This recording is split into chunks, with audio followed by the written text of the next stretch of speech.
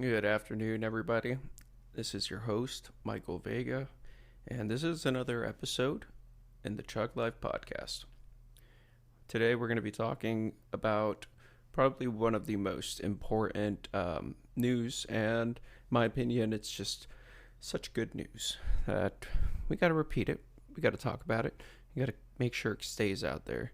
And that is the news that the case of Mahmoud Khalil has been adjudicated, and we're in the final stages of that. So we're going to talk a little bit about what this means, specifically the impact it's going to have in just about everything to do with modern day USA.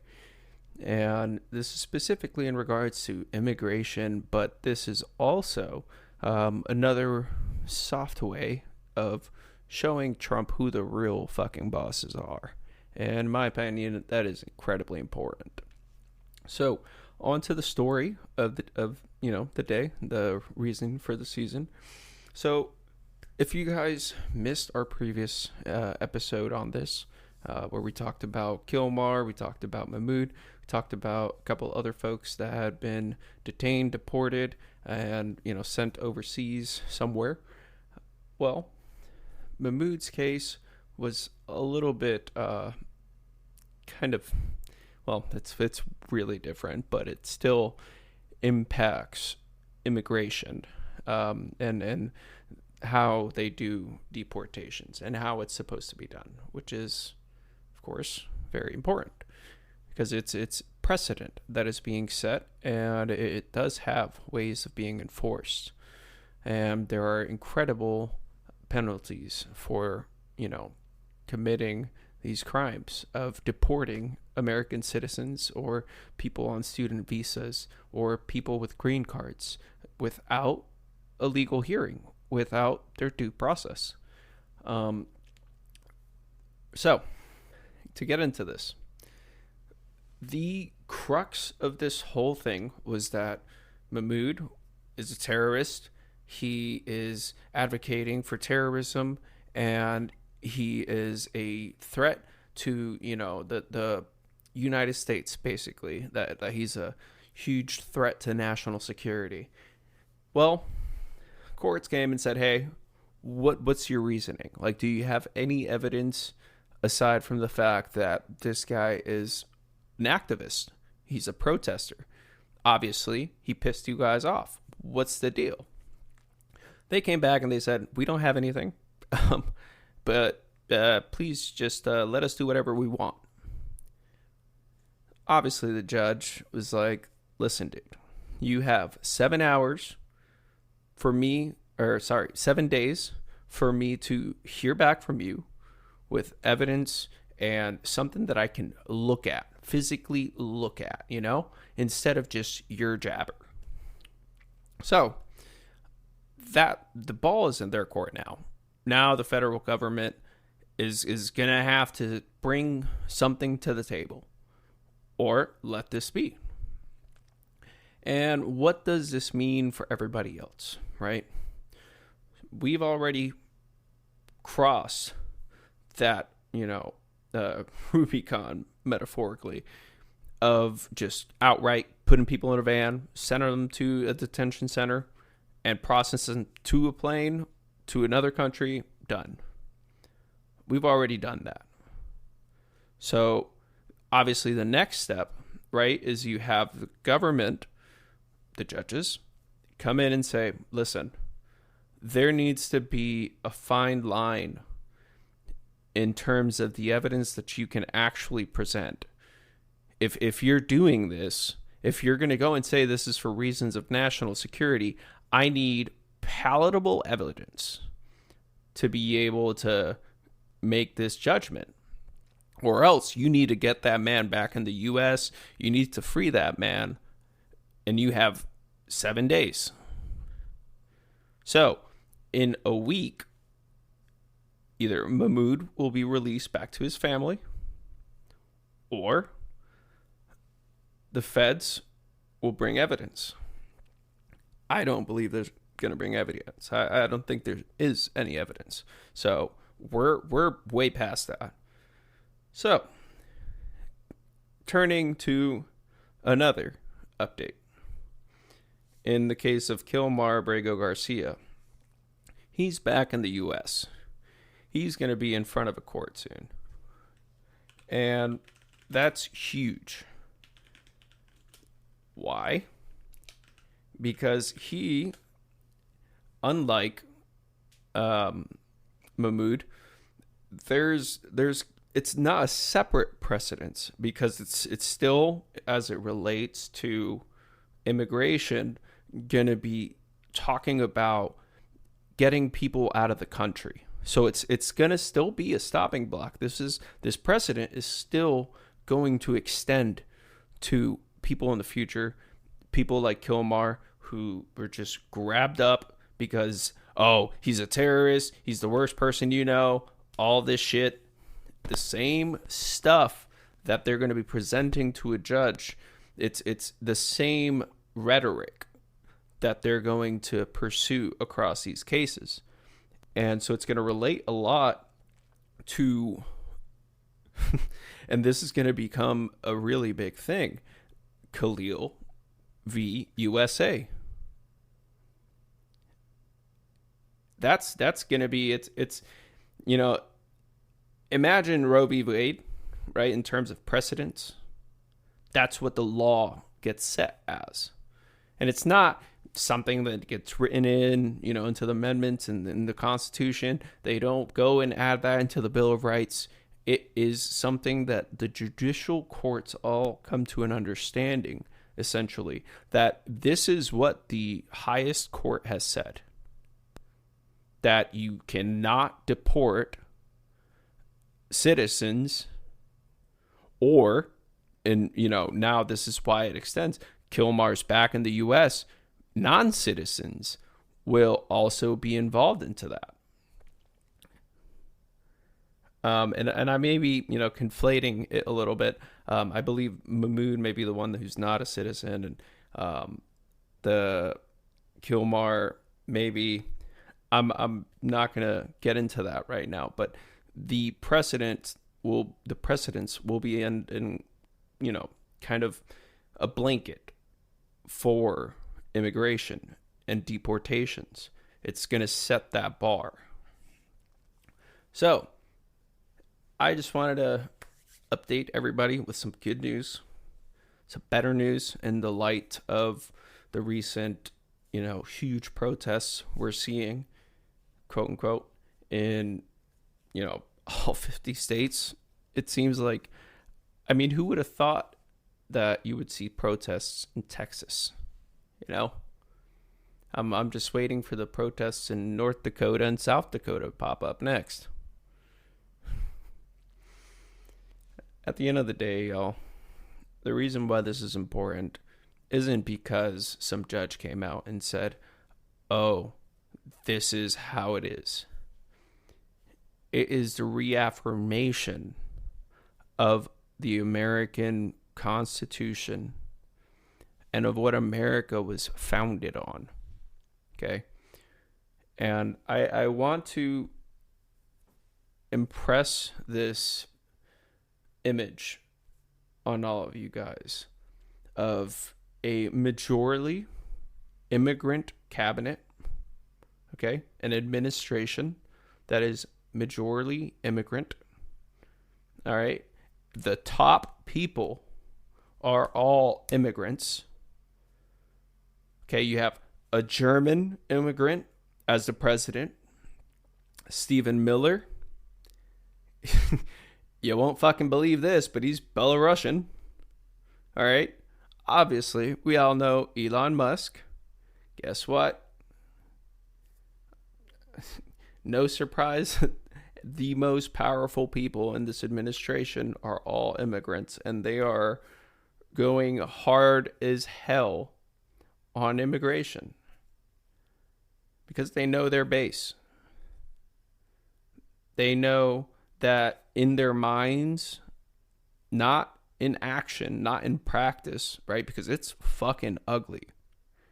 Okay, immigration and the process of deporting people is by far It's akin to the erasure of the Indians across the U.S.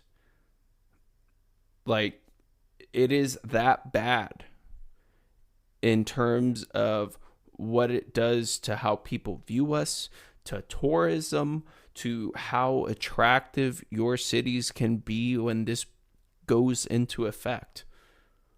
When these videos get out, when this information becomes widespread about your city and about you, if that relates to you. Just thinking about what it would look like if ICE were active in Springfield, right? Where we're from. And there were no protests. There was nobody around. There was just people helping, right? Imagine that. The horror. Instead of the protests, instead of people going, what the fuck are you doing to my neighbor? You have people filming, giving water to the ICE agents, taking photos with them, selfies, having them sign autographs. And from the rhetoric on the right, you would think that that's what they want. But I want to pose a completely different angle for you. I want to introduce the possibility that maybe they want this chaos. That maybe they do want people to try and kill the president, to try and set a building on fire, to assault the police, kill the police, kidnap cops, go and start a mini race war.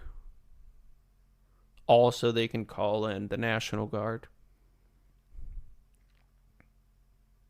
Now, let's ponder something, right? ICE is active across the board. They're active in Chicago. They are active in Florida. They are active in Texas. They are active in Massachusetts. They are active in New York. They are active in Maine. They are active in Washington, California.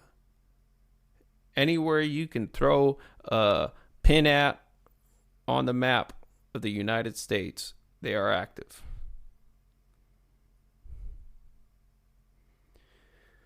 So what does that mean in light of these recent judgments from the judicial system?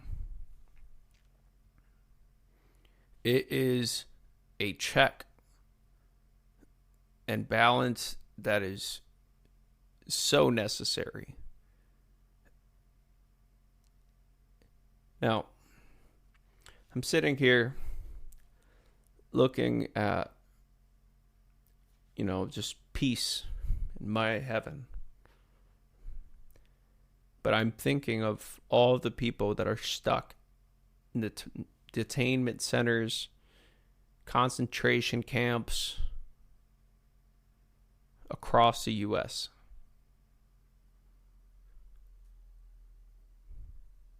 Because as we recently found out, states have recently started to cancel contracts with ICE because they host detainment centers in their state.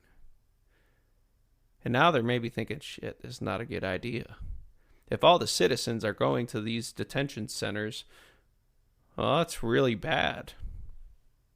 Because that's how you get an LA going, to Santa Monica going, Those are apparently the places that are burning down because of all this rioting. It's the same shit that they always say about every single protest. Whenever you speak up, whenever you say something, when you finally get the time, chance, and ability to say your piece, just know that somewhere in these United States, there will be somebody wishing you didn't. And let that empower you. Let that take you to the next step of running for office, of maybe researching what these elected officials actually do. Maybe turn off the TV, go outside, and realize that at the end of the day, all these people can say and do all this shit that you want, but you have the power within you to make your reality. That's something I'll have to think about myself a bit more. It's easy to get yourself overwhelmed in these current times. You hear that Iran is going to get bombed, that Israel keeps doing war crimes, Russia keeps doing war crimes. You hear all this shit. Of course, domestically, the U.S. is fucked. Donald Trump is a sack of shit, doesn't know what the fuck he's doing. And good God, if J.D. Vance becomes president, God fucking help us. But what can you do, ladies and gentlemen, aside from vote? And good God, think twice about what you're fucking reading. That's really all that I can say. Think twice about what you read and have some fucking empathy for people. We are all immigrants. Unless you're a Native American, you literally have no right to call yourself an American, really. Let's just, I'm going to go there. Fuck it. Native Americans, they have Native American. Okay. Maybe you can be American, sure. But it's important that you know where you're from. And buddy, I promise you, you're not from Ohio. Okay? You're not from Illinois. You're not from fucking Missouri. Okay? You came from somewhere. Sometime your ancestors left somewhere to come here. That is how it worked. All right? Australia is where they sent people forcefully. Here is where people came. Okay? And I hate to shit on Australia because Australia fucking rocks. All right? But that's just historically. Okay? They were a prison colony. And at one point, we were also a prison colony. I almost excluded that from this conversation. My bad, not to be a dig entirely on Australia, but hey, that's just kind of how it went when you were a British colony. All right? They just go like, dude, this murderer really sucks. Let's just fucking send him over there to Boston.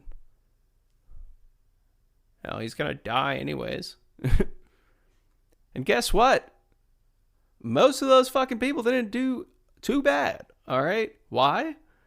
Because sure, there was fucking racism back then. People hated the Irish. People hated the Catholics. All right? People, listen, up to like the fucking 70s or something like that, people hated Catholics in this country. Like, just consider that. Just absolutely wild shit. Right? So it's not surprising that now we have people that quote unquote came here illegally and they're trying to paint them as terrorists, criminals, gangbangers. I'm like, dude, the president raped fucking little chicks. What the hell are you talking about? Like, you have a guy who looks fucking like a ghoul standing next to him. I mean, fuck, that guy sure is... Check his fucking hard drives, dude. Somebody needs to look on Stephen Miller's hard drive. Like, what in the fuck is going on with his administration? Okay? And where the fuck are the Epstein files? Like, you want me to be pissed off about a guy who made the effort to come to the U.S. at the shit chance that his life can get better. Okay, and these fucking guys do it. Okay? I don't understand how anybody could be so against something that their ancestors did. Because I promise you, not all of your ancestors came to the U.S. legally. Okay? At one point, we shut Ellis Island down. Okay? And guess what? People still fucking get into the country. Just insane amounts of hypocrisy. It's got to be studied. Like, seriously, the brain of a Trump-supporting human being has to be studied. Because there is no way in hell that there isn't like a worm in there like they found in RFK's. Like, I still haven't had my questions satisfied in regards to how the fuck a worm got in RFK's brain. People forgot about that shit, dude. Like, can you imagine you're the president, right? Well, unfortunately, you're Donald Trump. And you go, well, who am I going to put as my health secretary? Oh, sir, well, we've got this guy. He's actually a descendant of the Kennedy family. Oh, yeah, that guy. Sounds really great. Oh, yeah, let's do him. He sounds great. 2 weeks later, he's got a fucking worm in his brain. Or do you think he even knows? Like, what are the chances that Donald actually knows about that whole thing? So, I mean, that guy's got to be fucking brain dead at this point. Let's be honest. Okay? Who in their right mind would do this the year before a fucking midterm? Okay, who would? Nobody. Bro, look, it is June, okay? So, in theory, like, maybe the country can forget about this by the time October comes around. Maybe. But that is also going to be the time frame where we find out about all of the deaths as a result of this. We may start to get around journalistically to what were the results of this whole immigration shit. This criminal venture by the Trump administration, what was the result? How many bodies are on Donald Trump's head? And guys, it's not going to be zero, okay? And one is bad enough. And I can guarantee you it's not going to be one. All right? When people find out what happened, I think that there will be a serious reckoning to be faced. And I'm hoping that there will be a lot of civil cases to be able to deal with these. And I know that once Donald gets out, he's going right into the fucking clink. But first we need to get the motherfucker out of office. And I'm be honest, guys. This guy's got fascist written all over it. And last time, fuck. You guys remember January 6th? Let me just ask that again. January 6th. Do we all recall the fun, the tourism, quote unquote, that happened at the Capitol? So, ladies and gentlemen, Pepper Ridge Farms remembers. Guys, before I go, I want to let you all into some really fun news. And, well, about 2 weeks from now, I will be interviewing Christian Flores, and we Well, we will be having a really fun conversation about these topics. And Christian's got a very interesting story, so I'm really excited to dig into what all of this means for him as an immigrant as well. Because I know for me, it's the worst thing that's ever happened. You know, this is something that I'll never forget and I'll never forgive. They willingly put all of us at risk.